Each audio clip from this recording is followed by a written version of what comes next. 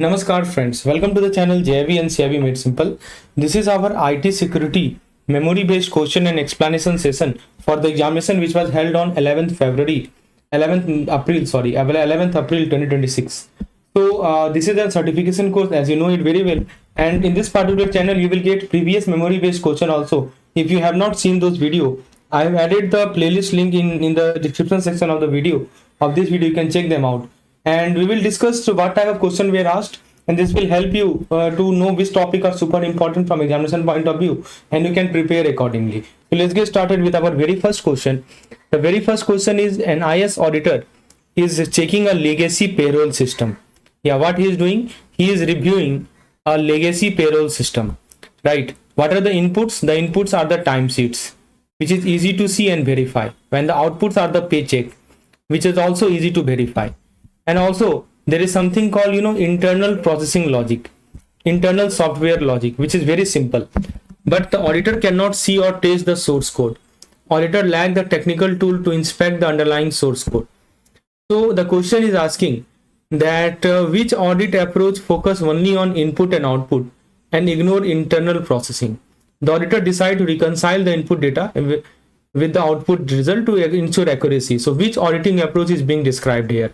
Option they have given: auditing through the computer, auditing around the computer, continuous audit monitoring, integrated test facility. So I request you to please pause the video here, think about it logically, and then answer. Now basically what is happening in this particular question, that this particular auditor, okay, he has not examined the logic, he does not test automated control, he only check whether correct input gives correct output. He only check whether if I am giving correct input, am I getting correct output. So this means what is happening here, that this computer is treated like a black box. Think about it. Basically what I am treating the computer like, the computer is being treated like a black box. So what happened, suppose this is the computer, okay, this is the computer. So data comes in, data is coming in, and the results is coming out. Data goes into and results come out, and auditor check whether output makes sense from the input. So auditor makes sense of it, whether the output makes sense or not. So basically this is called internal processing is ignored. Auditor never look at the internal processing. This is what the question is telling you. Internal processing is being ignored.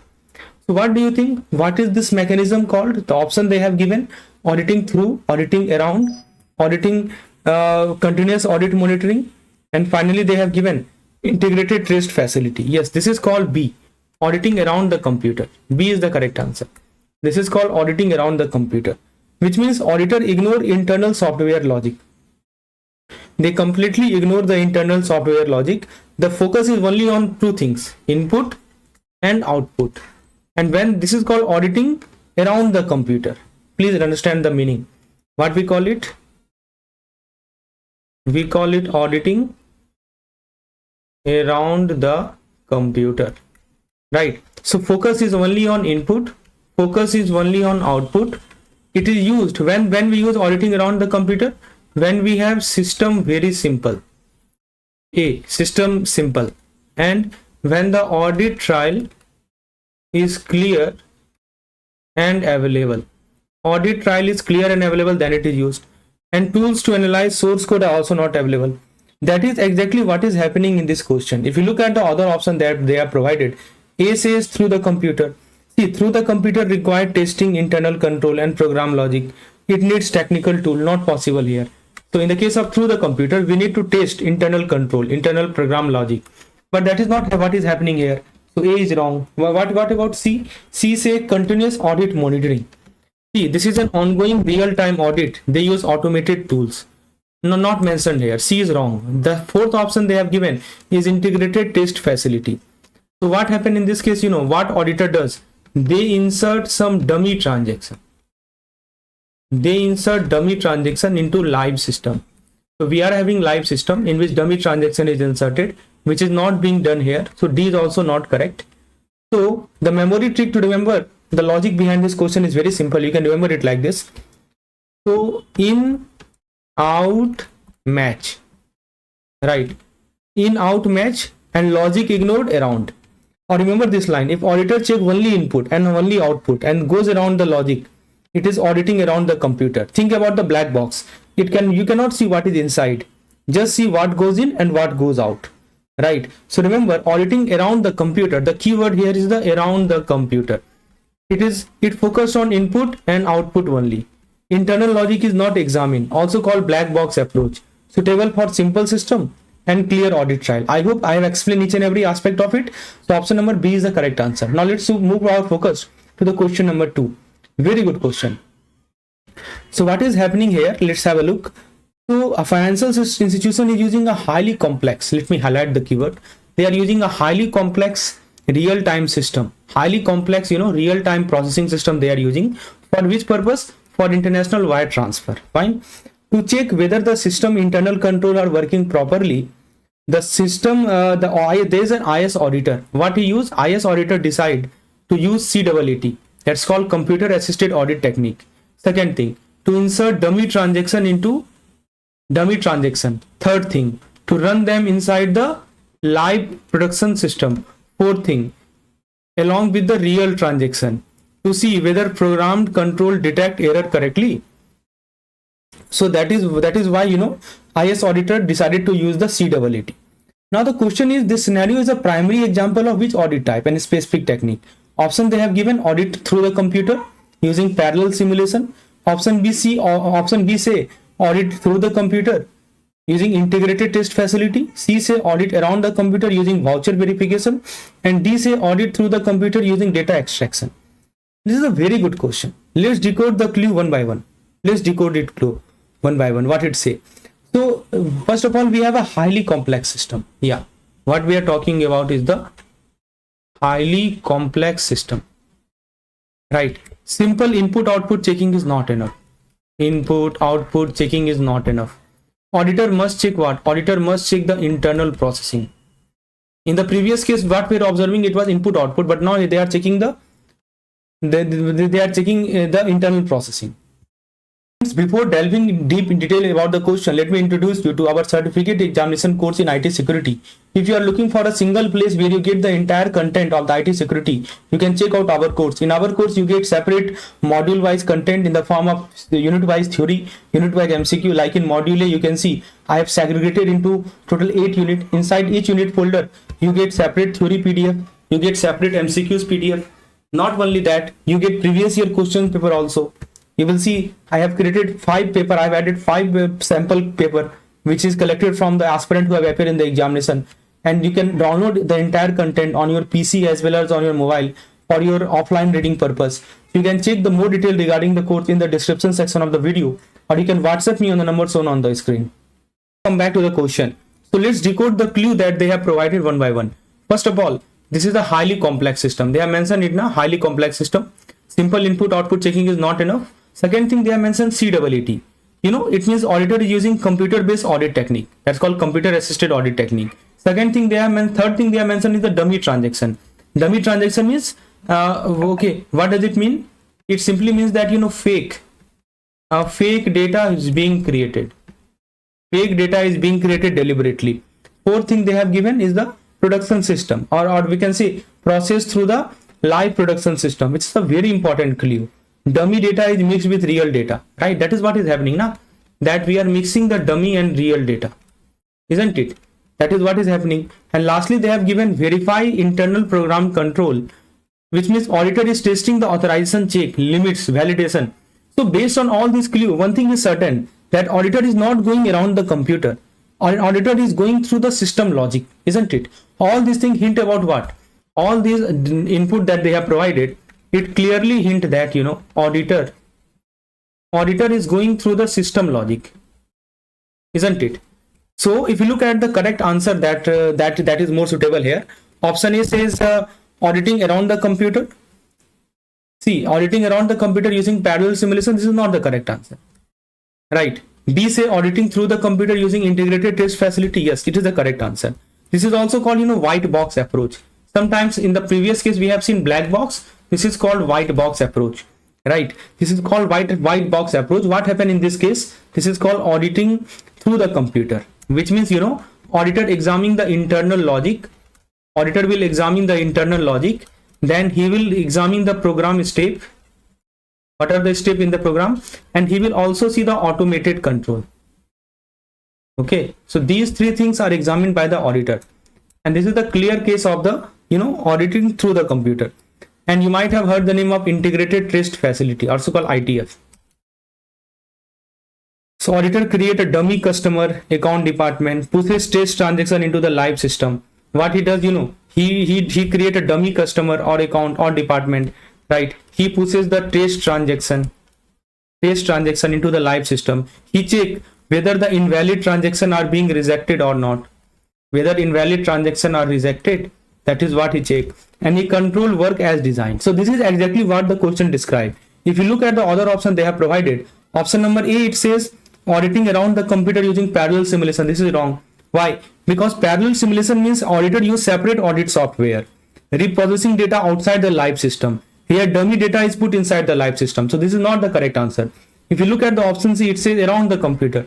See, it is just like manual checking of document. No system logic testing happening around the computer. That's why this is not relevant here. Option D says auditing through the computer using data extraction technique. See, data extraction is analysis of an existing data. No dummy transaction is involved in the case of data extraction. That's why D is also not correct. So remember, whenever you see this word live data or live system, see the keyword that you have to see: live system plus dummy data. If you see this keyword, think about ITF. What is ITF? If fake transactions are tested inside the live system to check control, that's called ITF, right? ITF means integrated test facility.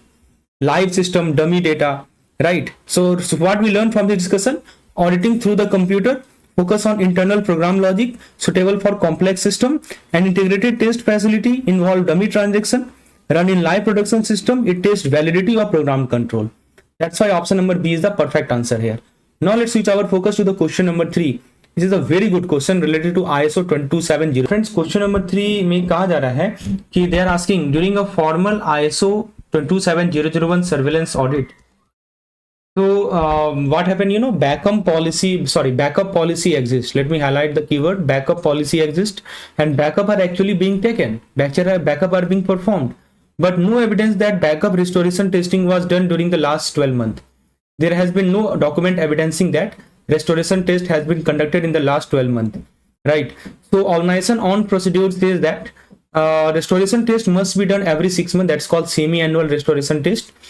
So, but the auditor find a gap between what is required and what is done. Yes, auditor find a gap between these two. So the question is, how should this finding be classified under ISO 19001, 19011, and what must the organization do in such case? So the question is, how should this finding be primarily classified, and what is the required organizational response? These are the two questions that has been asked here. So option they have given: observation. Option number A, observation. The organization should note that the finding for future process improvement, but is not required to take immediate action. B, measure non-conformity. The auditor must immediately suspend the certification until the restoration test is completed. C, non-conformity. The organization must identify the root cause of the failure and implement corrective action to prevent recurrence. Option D, opportunity for improvement. The auditor should suggest better software to automate the testing, and the organization may choose to ignore it. Very good question it is. So now, first of all, let's understand the step-by-step audit logic, which is a very important for the examination. This question tests your knowledge of the audit logic. So first of all, you have to identify the audit criteria, which means internal document. It is a kind of internal documented procedure. Okay, so what it required? It required semi-annual restoration testing. Semi-annual restoration testing. Then second step is to look at the audit evidence. First of all, audit criteria. Then you look at the audit evidence, which means no documented proof of restoration test in the last 12 months. Here you can see they have mentioned that there have been no documented evidence that restoration test has been conducted in the last 12 months. So audit criteria is given, that internal documented procedure is there, semi-annual restoration, but evidence is that no documented proof. Yes, so there is no evidence. Now criteria, compare evidence versus criteria. So what we need to do, we have audit criteria, we have audit evidence. Now the third thing that we have to do is to make the comparison between criteria and the evidence. So it is quite evident that, you know, whatever was the requirement, it was not met, isn't it? Because the requirements say that you should have this audit done, semi-annual restoration testing, but you have not done that. So this requirement is not met. So therefore, it is called non-fulfillment of the requirement. This is what we call, this is called non-fulfillment of the requirement. So as per ISO terminology, this become a non-conformity, right? Please understand, this become what? This become a kind of, you know, non-conformity. Okay. So the correct answer to this question, what they have given, option number A, observation, measure non-conformity, non-conformity. Yes, this is the correct answer, right? The organization must identify the root cause of the failure and implement corrective action to prevent recurrence. So this is called non-conformity of a requirement. Requirement is the internal procedure. Fulfillment is that no evidence is available. So remember, what is the required organizational response? So for every non-conformity, whatever non-conformity is there, so this ISO, that is ISO 27001, it require correction. Yes, you have to make the correction. Correction means do the missing restoration test. What was missing? Missing thing is that you have not done the restoration test. So do it first. Second thing that you must do, you have to do the RCA, root cause analysis. Why was the test missed? Was this lack of calendar? Responsibility not defined? Third thing you have to take is the corrective action. You have to take is the corrective action, which means update tracking system, assign honor, prevent future occurrence. So merely doing the test now is not enough. So take the corrective action. You have to update the tracker system, assign honor. So what are the other options that they have provided? Option number A, observation. No. Observation means no rule broken yet, right? Here the clear rule WS was broken. Actually, the rule was broken. Observation say no rule broken. B say measure non-conformity. See, when I say measure word, now that means system failure. That is called measure. Either system failure or total breakdown. Like suppose they have given no backup policy at all, but they have mentioned that backup policy exists there. Has there been no backup policy, then it had been measure non-conformity, right? And no backup, but backup have been performed. So these things clearly indicate that this is not a measure non-conformity, right? So the only thing that was missing, that control evidence was missing. So this is a minor non-conformity. Opportunity for improvement. See, OFI means requirement has been made but can be improved. But in this particular case, what we observe is that requirement has not been made. So this is not the correct answer. So remember, just one rule I want to tell you to remember. This will help you to identify the answer. You can see whenever the requirement is broken. Let me write it down. Whenever requirement is broken, you can think of NC, non-conformity. Or if the audit evidence does not meet the audit criteria, this means non-see. One more thing that you can, how you can identify the non-conformity. You look at the audit evidence and you look at the audit criteria. If they are not matching, it clearly indicates what? Non-conformity. Okay, so don't overthink severity unless the question explicitly say the system breakdown. So what is the key learning? What we learned from this discussion is that non-conformity means non-fulfillment of requirement. It can be major, it can be minor. It requires correction. First thing that you can do is to correct. You have to do the root cause analysis. You have to take the corrective action. And observation is the kind of potential issues. No rule broken yet. And whenever you see this word OFI, OFI means requirement has been met, efficiency can be improved. So please understand, internal procedure. So whenever you see this word internal procedure, that is audit criteria. And whenever you see this word missing document, that is non-conformity. Now friends, let's look at question number 4. Question number 4 is on your screen. Everything has been explained. And if you think that this explanation is useful for your understanding purpose, do hit the like button. Now friends, the question is, a testing team is there, a software quality assurance team is there, that is checking a new encryption module. Yeah, what they are tasked with? They are tasked with checking a new encryption module. What do the tester know? The tester know the functional requirement. The tester know the user interface. They have no access to the Java source code, and they have no knowledge of the encryption algorithm. But what they are testing? They are testing input which is 16 character string, and they are also testing the output, which is an encrypted output, right? So they only check the length and the format, and they are only checking behavior. They are not checking the internal logic. The question asks, which testing category is this, and what is the major limitation? Black box, white box, integration, and I think we have discussed this question earlier. This is just a repetition. So now how to go about solving this question? Yeah. So once again, go through the concept: no encryption module, functional requirement, user interface, no access to underlying Java code, a specific mathematical algorithm. They are focusing on 16 character string procedure, right? And they are only looking at the expected length and format. So how you should think about it? Let me explain the thinking procedure, right? Step by step logic. So first question is, do the tester see the internal code? Tell me, yes or no. Do they see the internal code? The answer is no. No source code is there.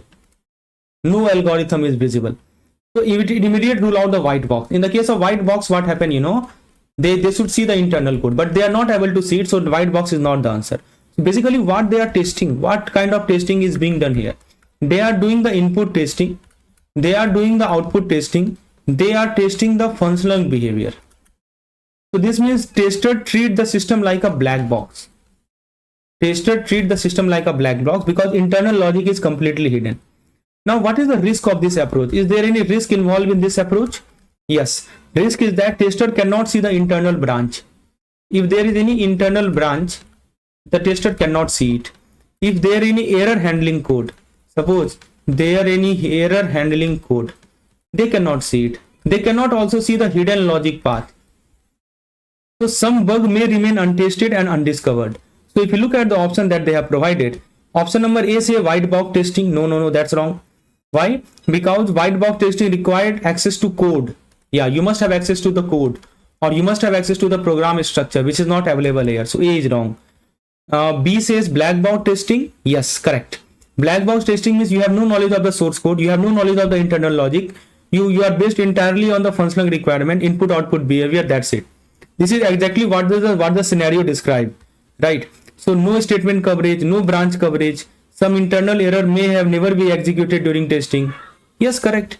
Bug even may remain inside. B is the correct answer. What about option C? Option C, they have mentioned integration testing. What do you think about it? Is it a kind of integration testing? See, integration testing, the focus is on, interaction between multiple modules. So we are having multiple modules and we check the interaction between them, right? So what do you think? Is it happening here? The question is about testing one encryption module. In this question, we are testing only one encryption module. So this is not applicable. And what about white box testing? See, again, assume access to the code. White box always assume access to the code, right? But we do not have access. So this is also wrong. So what is the correct answer? B is the correct answer. So remember, there is a one word, you can just remember it like this. Whenever no code view, think about it. Whenever no code view, that's called black box. Okay. So another easy line to remember, if the auditor check only input output without seeing the code, think about black box, right? So black box means no source code visibility. It tests functional behavior. It is based on requirement. So that's called black box. You cannot see the source code. You cannot, you test only functional behavior. It is based on requirement. And what is the limitation of the black box? Yeah, there are limitation also. What are the limitation of the black box? Yes. So internal logic are not tested. Internal logic is never tested. That is one limitation. First limitation. Second limitation is that, some hidden error path. Hidden error path, they remain as it is. And also no access to source code. It is automatically black box. Think about it. So I hope this question is also crystal clear. Now let's look at question number 5 of today's session. So let me skip this question because again it is white box, black box. We have discussed several questions. Now let's see this very good question. Question number 6, I think. So now friends, let's come back to this question. So the organization has already completed its business impact analysis. That's called BIA. They have completed its business impact analysis. And now they are looking at RTO. That's called recovery time objective. And they are also looking at recovery point objective. So RTO means how fast the system must recover. RPO means how much data loss is acceptable. That's called RTO and RPO. They are looking at these two. They are deciding how to meet these target, right?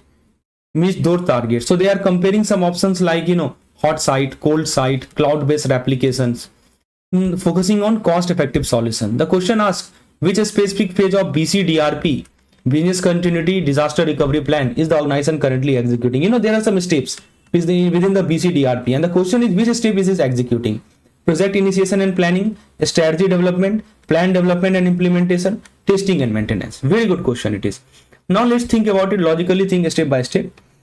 So basically what has been completed? Tell me, we are thinking logically step by step, and this would be your thought process. So first of all, what has been completed here?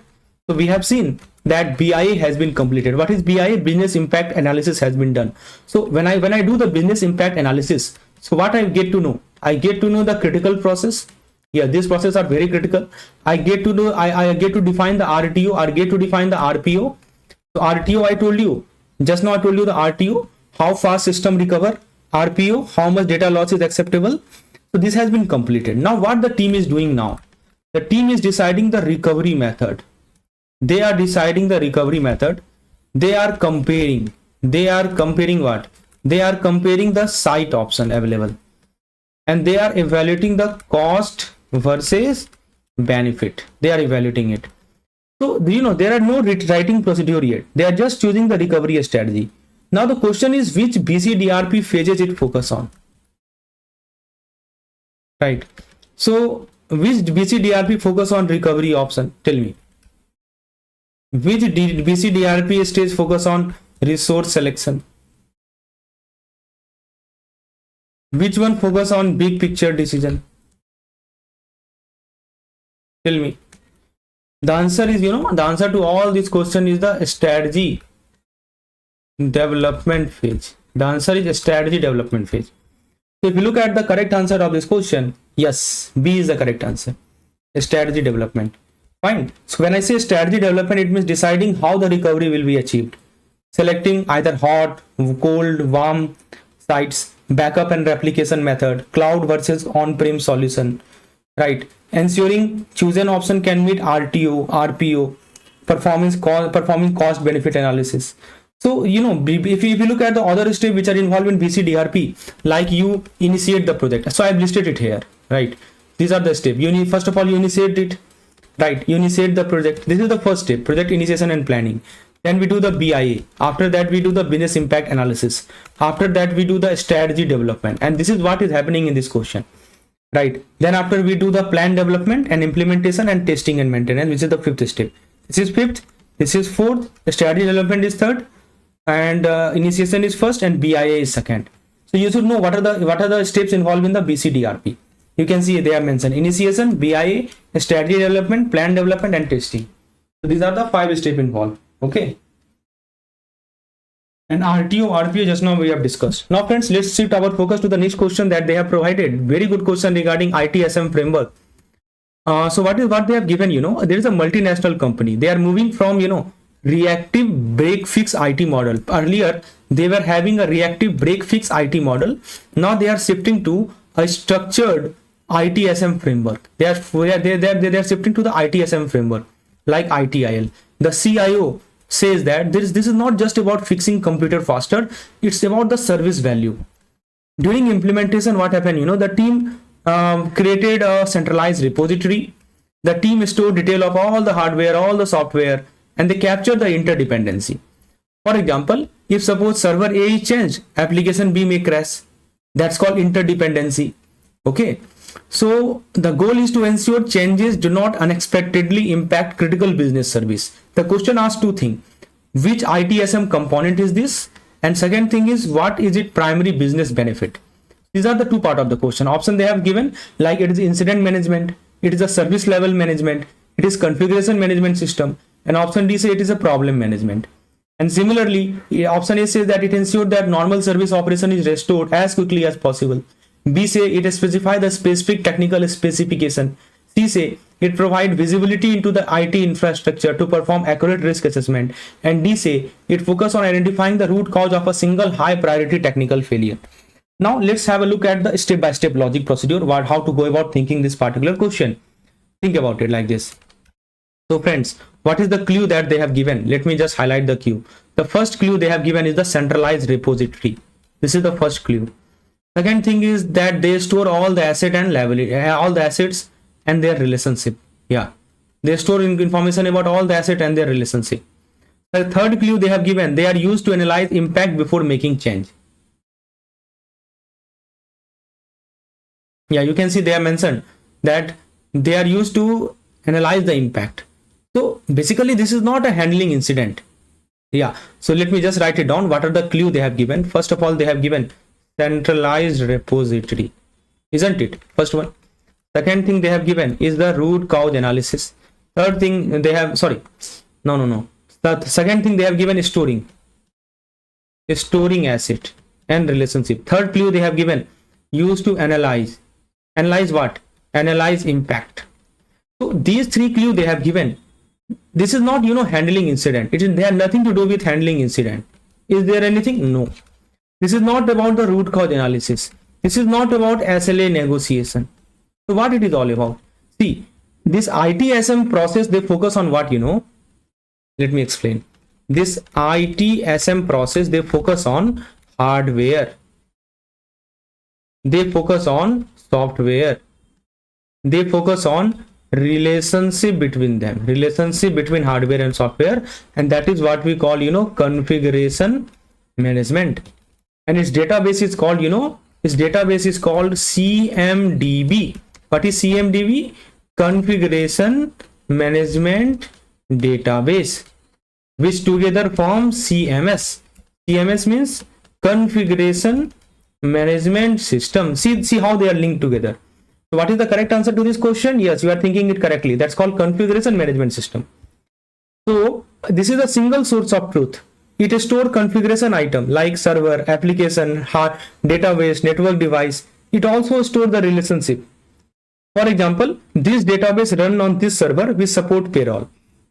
What is the benefit? That there's impact analysis. Before making a change, IT can ask, if I reboot this server, which business service will be affected? It helps in risk reduction. It helps in server-centric thinking. So other option they have provided, first one is the incident management. No. Incident management focus on restoring service quickly after the failure. It just like it does not build infrastructure visible. So the option A is wrong. B say SLM, service level management. No, SLM deals with SLA, uptime target, performance metric, not with the asset relationship. D say problem management. Problem management focus on the root cause of a recurring incident. So memory trick is that if there is any change impact, check about CMDB, configuration management system. So what asset exists? CMDB. How are they connected? CMDB. What will break if the change is CMDB? Okay. So configuration management is also called ITIL.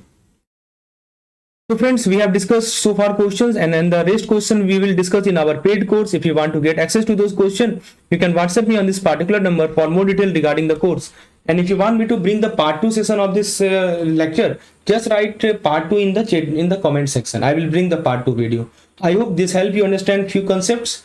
Please hit the like button. Do subscribe the channel for more IT and security videos. Thank you, and do join our Telegram channel.